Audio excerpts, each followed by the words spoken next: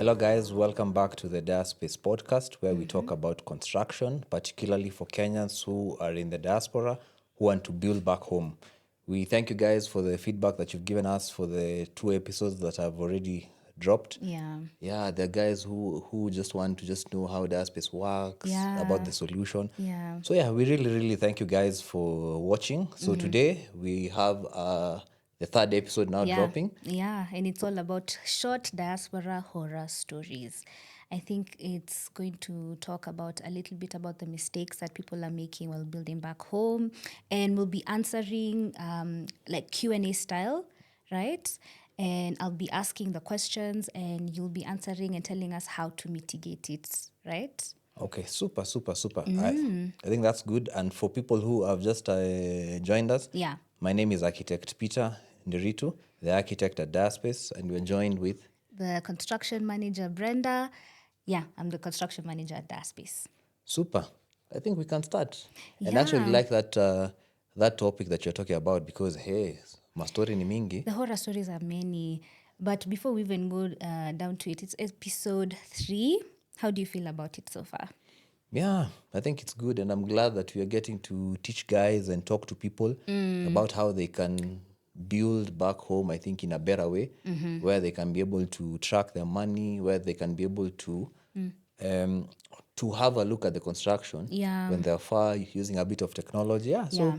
So far so good. Looking forward to this. Okay, sawa. So I think we should just dive into it. Yeah, super. Okay, sawa. So the first horror stories, it comes from family. I think we have to start from the family unit. So Jane, she worked in Saudi Arabia. This is according to the Star. She worked in Saudi Arabia for nearly a decade, and she was sending funds to her daughter back home, only to return and find nothing was built and the funds had gone, and she didn't even have like any money for food. And just to add on that, there's another one where there's another woman in Narok, and she was building, of course, her home, and she decided to send money to the family members because she wanted help, of course. And instead of her own sister and her uncle constructing something that was her house, they did something completely different, and they pocketed the money, leaving the house she envisioned forever unrealized. That's crazy. Yeah, man. I think this family thing. Yeah, Let me just say that I think it starts from a tender age. really. So now let's assume that you've been sent, let's say, to buy bread by your father. Yeah, sorry. Then they give you like a 100 shilling note. Then you buy bread for, let's assume it's 60 shillings or thereabout. How many times will you give back the change of 40 shillings? Many a times, you just assume, this is my father, this change of 40 shillings, so let me just keep it. So I think it's something that starts just there. stems from, I think, way back. Would you return? Okay. Well, let me say the fact that I'm a registered architect now, and we've been taught about professional ethics and the like. Definitely, when you're small, you just want to keep it. Yeah. Returning it back to your father. Yeah. You return when they ask about the change, and I think we all do that because we all do you want that. some little change to buy sweets when you're young, coming from school. Yeah. So I think this family thing. So I think the thing that happens when you're sending money to family is, let's be honest, guys have different things that they are doing. For example, you can send money to, as in, a family member who has their own personal project that they're doing. So many a times it is they'll take your money that you've sent to them now to do construction. They take a part of it, they take it to their own personal project, hoping that something else now will give so that they return that money back. But see, now this family thing, as in, at times you're like, no, this is my sister, or this is my brother, They can't do that ako to na me. pesa huko, so atatuma tu pesa ingine. So these stories that you've mentioned are things that just happen. Then I think also the fact that the family members, they're not professionals in a way, it's hard for them. Yeah, to also like guide a project. especially if you don't have the right credentials or you don't even have like experience doing it, of course you're going to get conned. And I think maybe the lies start from there and then they like snowball. So yeah, I was just adding to your point. Yeah. So, like you've just mentioned, there are professionals who have been trained to do these things. The construction manager. When you guys go back to episode 2, we talked about the professionals that you guys should have. So, the construction manager, this is not a family member who you just think that they can handle things the correct way. Yeah. So, you need to, for managing your project, it's not a family member, it's not a brother, it's not a sister, it's a professional who's now supposed to now do that because they've been trained now from the schools, they are professionals, so they need to not trust their okay, yes, they can trust their family members, but now with the project, let the family members be like ni watu wa as in oversee. Oh yeah. So have the professionals. Yeah, but send your father, send your mother. Supervise Yeah, in a way. well, not to supervise, to just see just how things are going on. Okay, yeah. So yeah, let me just say that because now we'll hear these stories, fathers, brothers, sisters, the written monies of the family. So it happens. Okay, so as somebody maybe in the diaspora, since they're watching us, so what can we really do to help them go about that? So maybe someone wants to commission their uncle and yeah, they want to see their home by the time they're coming back. What do you think somebody can do, or like what measures somebody can take to kind of like mitigate it? Okay, so I think first of all, you can't really commission your uncle who's not a professional, like in doing that. Like that's step one. Yeah, maybe the best that you can now do is like you talk to your uncle, you tell them by this is now what I'm planning to now do. Then maybe now because your uncle, he's the one who's like in touch now with the Kenyan. with the ground, your uncle can now look for the professionals who are now supposed to now handle that job. Okay. So it all starts from the professional aspect of it. Yes. So yeah, so the uncle to now look for professionals. The uncle can just a bit of overseeing just what's happening. But number one, it is the professionals. Number two is don't just send money to just like that too blindly. Yeah. And I think one of the things that now Diaspace offers is that the platform that we use, guys don't send money directly to us. They basically stay with the money wherever they are, and the work is done. They pay suppliers directly. So there's a way that clients need to still maintain. Be their own financial controller. Correct. Hii maneno ya kutumatuma tu pesa. And you see now this is not bread that guys are buying at 400 shillings. Some millions of shillings. If it's an up, let's assume it's a 3-bedroom bungalow. That's like 6 million, 7 million, Thereabout. depending on the level of finishes. So, yeah, they just need to follow us in everything. We've listed now the things that we're doing. Guys, you can go to the Diaspace website. Yeah, we're going to link it down below. So there are 1-2 things that we've just listed there that they can do better. Yeah. That we can even talk about like as we continue, right? Sure. Yeah. So number 2, rogue contractors and half-done projects.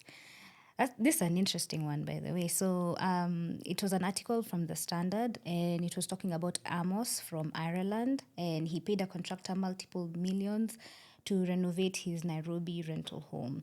However, when he returned, he discovered the building was partially demolished, no renovations had been done, and the locals believe that the police were part of the land grabbing syndicate or something of that sort. Oh, interesting. Yeah. So I think let's talk about like rogue contractors. Yeah. So let's just, I think in each and every, industry, there's just someone rogue. There's always someone. I think when you go maybe to the medical field, I think when you read the stories, I think, we've been having like rogue doctors. Yeah, they had and to all get, that. So I think number one, what guys should understand about contractors. Okay. Number one, they're governed by a body called the National Construction Authority. So you need to first of all get their documentation, their certification. Oh, yeah. Guys can just go to the NCA website. There's a part where they get to list now the contractors. So you just go there, make sure that you've now searched for your contractor. Then when it comes to the contracting game, there are levels to it. So the least level is, I think it's an NCA level 7. 7. Yeah, 7 So is now the for such a lowest. level, as in a contractor has been given the license to, I think, handle a project that is not more than 5 million. So you see, so the documents that they've presented now to that body, they only allow them to do 5 million and below. So let's assume your project is 20 million. You see, now this is money that specific contractor has not been given permission to handle. Oh, And money is a very sensitive topic. it's a very sensitive topic. Yeah.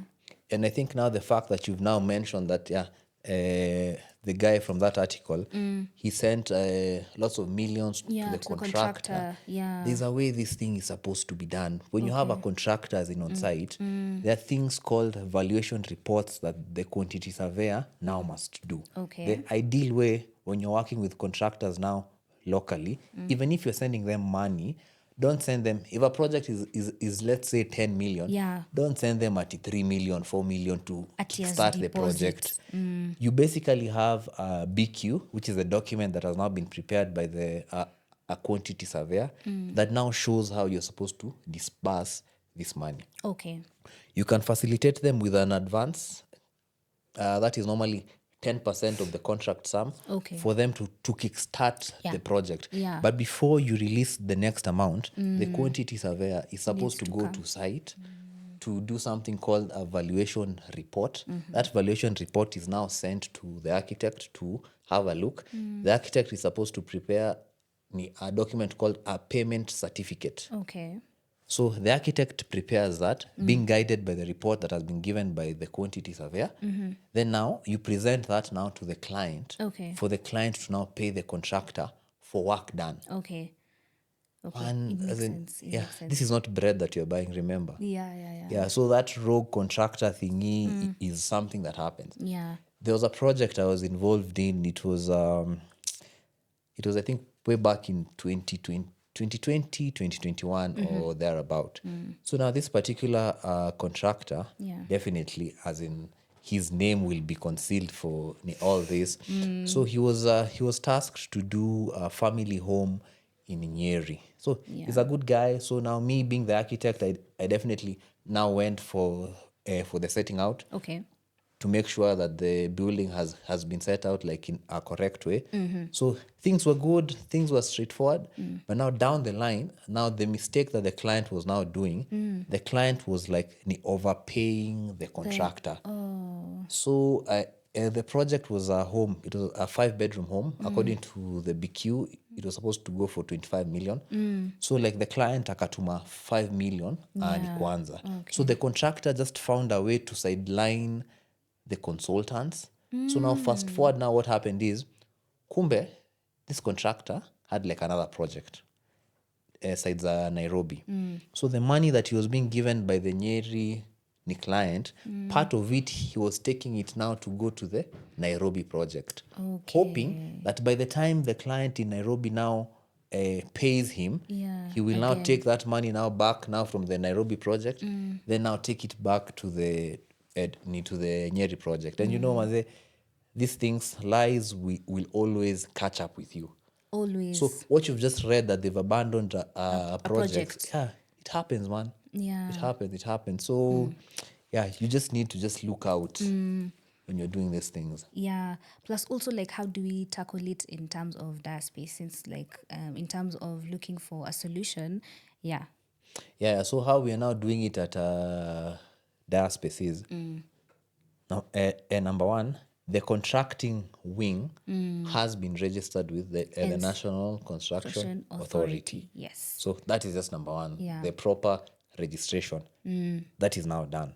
Then the second thing, which is the main focus, is now this money. Yes. And we've just said that we don't accept as in how tutatumia pesa. Yeah. Now that's just so that is one of the measures that we now use. Then number 2, and I think we talked about it when we were describing, I think, Diaspace from episode number 1. Yeah. The technology, as in the 1-2 things that we are now doing so that clients can be a part of this entire journey, from the live cameras that we have on site. So the client will just see, okay, when this contractor has abandoned work, as At in what point did it? hatapigiwa tu simu ati by the way, this contractor never came to work, as in it's like they're just there Yeah. and they handle the money themselves. So there's no rogueness, because now rogueness now comes when you want to get something that you haven't worked for. Paid for. Yeah. And I think even the Holy Book just talks about these things. You can't, as in, you cannot eat what you haven't like sown for. Yeah. As in like lazima ufanye tu kazi. So you just can't take someone's money and just run away with it. Yeah, and I think also one red flag we can talk about as well, if your contractor also doesn't want to put in measures to try and like monitor your site. They don't want you to also be coming in and out of the site, maybe like your family members. They're not okay with the idea of also having like CCTV cameras. I think that's a red flag to me. Do you think it's a red flag to you? Yes, I think that's a red flag. Yeah, because why wouldn't you want to be monitored? You know, if you're doing the right things, right? It's not that we want to micromanage. No. We just want to put our clients' minds at ease. You know, you're working in the diaspora. So your entire life sort of is in the diaspora. You don't have to come to Kenya and monitor your site. I think that's one benefit I think we can talk about in terms of technology, in terms of Diaspace. And I think that's a good thing that we're doing, right? Yeah. You've just mentioned about this thing about any contractors Not wanting to be supervised. Yeah. So now there's a story, and I'm hoping that we can get the time for me to share it. We actually highlighted it, I think, in the last episode, the tale of the 2 siblings. But one of the feedbacks that we've gotten is, guys want now the full story. The full story. Yeah. We'll just find time to tell we'll guys save that. the best for last. Yeah, we can do that. Okay. But now as in a part of that story is the contractor who had been tasked to now do the work for the first sibling, when the second sibling now wanted to be built for, the second sibling now, we were telling her that she needs to have cameras on site. So when the contractor now had, hey, kumbe kwa hii site ingine, there are going to be cameras, nitakuwa nikiangaliwa. He just said, apana, I just don't want that job. Yeah, he did. I remember. Yeah, so now those are the red flags that you just look out for. Yeah. Okay.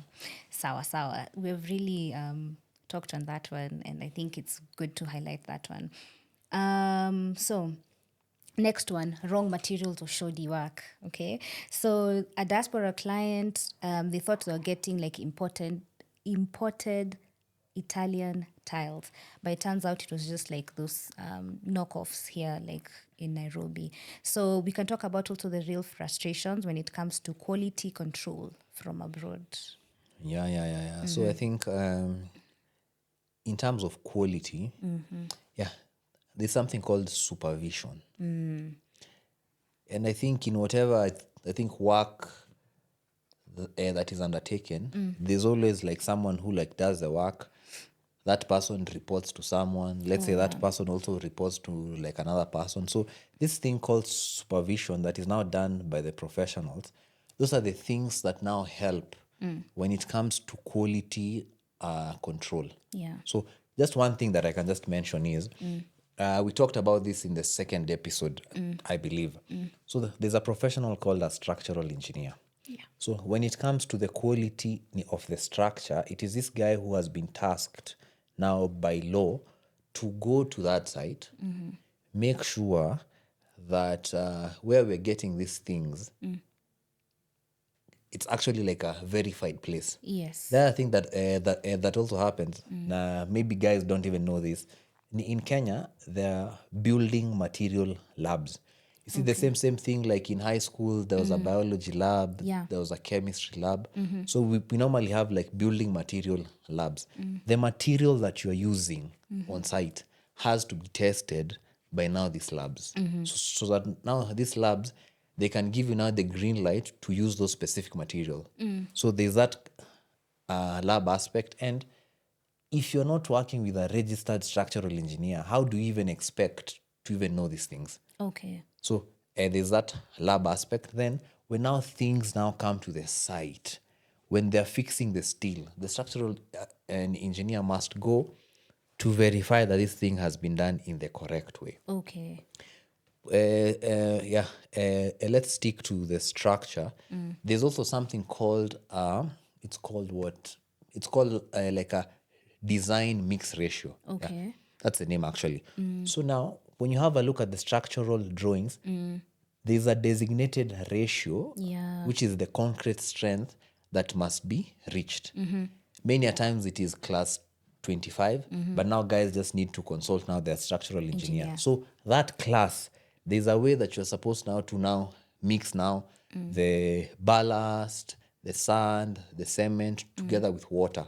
So the materials that you have on site, when you take them to the building lab, they'll give you the correct ratio that you're supposed to now mix this thing. Okay. So that's how the quality thing just starts. Okay. But now that's now the structural aspect of it. Yeah. You've just talked about, I believe Maybe it's tiles. tiles, Yeah. So now when it comes there, when you're doing the interior design bit, there's someone called an interior designer.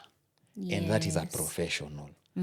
We talked about an interior designer during the last episode. So, guys, if you haven't watched that episode, make sure that you go to that episode. But now this interior designer, they do more than the actual design. Okay. They accompany the client. They can be tasked by the client to now go source for these things. Okay. Well, hey, let's be honest. As in, guys can take you for a ride. They can. You say, like there's another story, but it's a story that was just being told by a fellow as an architect.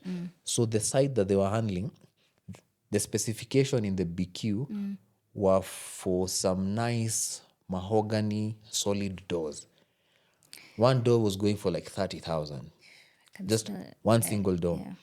So now fast forward, sasi the contractor just said, mimi nilipata milango, nimenunua milango. Milango zikaekwa. Now shock onto the client. When the client now came akaona, these doors are quite flimsy. So now the client was like, by the way, let me just find out more about these doors. Okay. That 30,000 door. For one door? No. 30,000 was supposed to be the cost of one solid mahogany door. So what the contractor just did, I think aliona 30,000 akaona, hey, if I just remove this one zero, then this thing now comes to 3,000. 3,000. I can like get at 27,000 on each door. Imagine. So the contractor just went and just bought flash doors. But see now this now happens if at all you haven't involved the architect like in such a specification. Okay. There are things called also samples as well. So by sampling is, let's assume that you're doing now the plumbing fittings. That's the toilet, the wash and basin, etc. The mechanical engineer who is now responsible now for now that docket, they're supposed now to like specify. You pick things according to the specification. But if you just don't have a team that you can trust back home, surely it will be so hard to coordinate as well, because you'll be in constant communication, like the architect, with the engineer, the service engineers, with the QS. I feel like as in everything, once it's under one umbrella, it would have been easier for somebody like to track, right?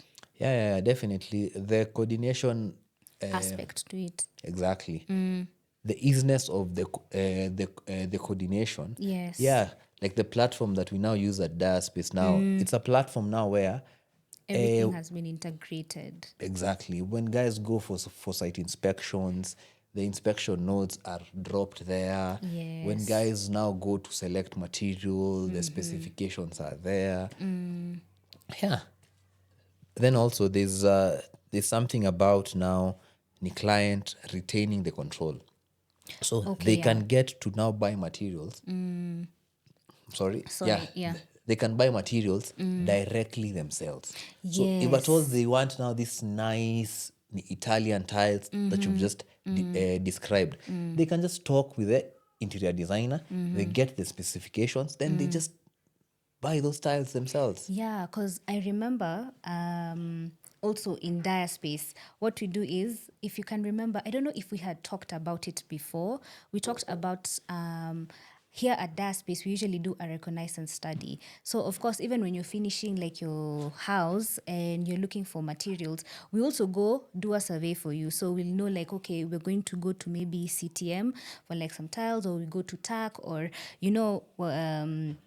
also like mabati sellers, and also like aluminium. If you're using aluminium, we'll go scout for you. We create a what is it called, a report. Yeah, and we have all the details of all our suppliers there, so you can be able to pay them directly. No money comes to Diaspace, by the way, in terms of like even buying materials. No, we give you the entire list. Of course, we will tell you like, okay, what to buy as well, because as in the as you've said, the electrical engineer or even the mechanical engineer, they'll be able to send us like, okay, what do you guys need at this point?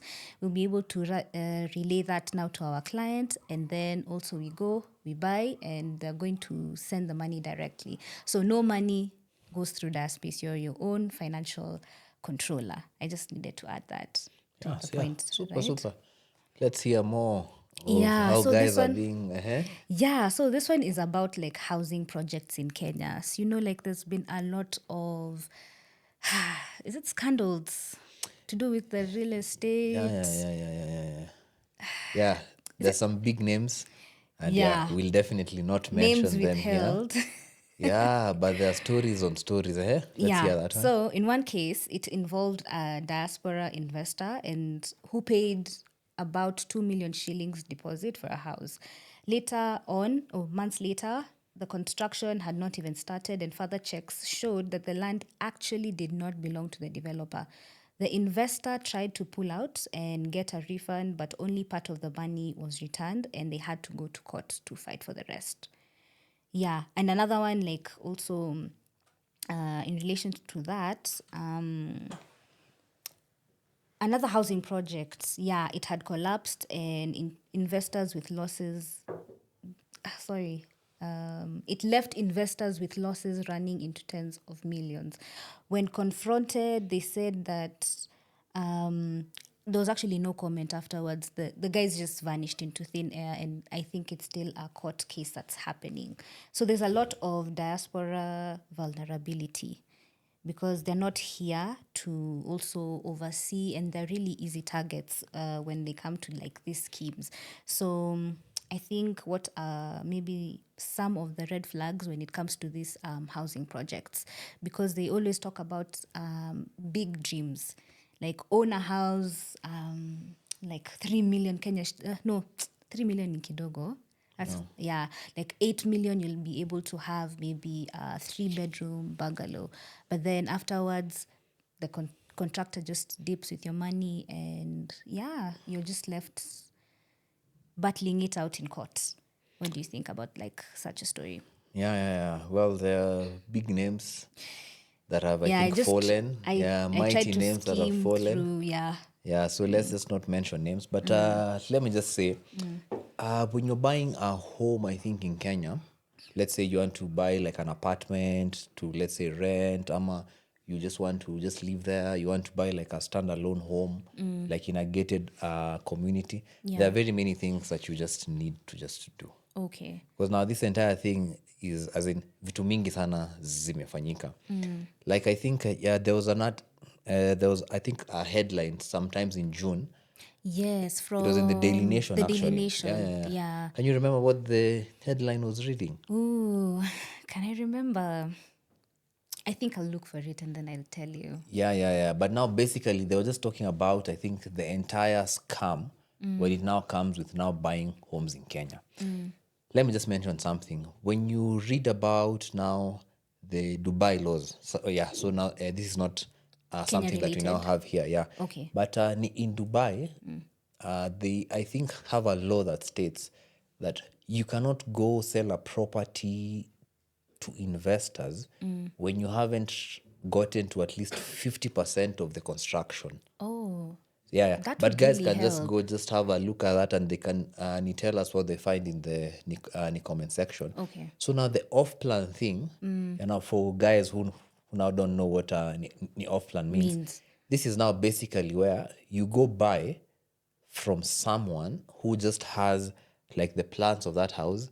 The construction is now yet to begin. That's the off-plan method. So you can imagine you're giving money to like a big company, like a developer name, and they haven't even started the construction. So that is just one thing that you just need to be just mindful of. Okay. Definitely they can work now with a trusted developers, guys who now have a track record. And we have a couple of very nice developers. Okay, we haven't been paid to like mention their names, but if you just go to companies like Has Consult and the like, these are now proper developers who actually don't need your money Yeah. to finish the construction. Yeah. So they have their own money, which they can now pump in. Then now you can now buy something that is now finished. So guys need to be very mindful when it comes to that entire thing. We'll definitely have a real estate now specialist who can now talk about that entire thing when you're buying like a home, back at home. Yeah. Buying a home back here at home. Exactly. Yeah, in Kenya. Exactly. Yeah. Yeah, so I think maybe that's what now we can now say there. Yeah.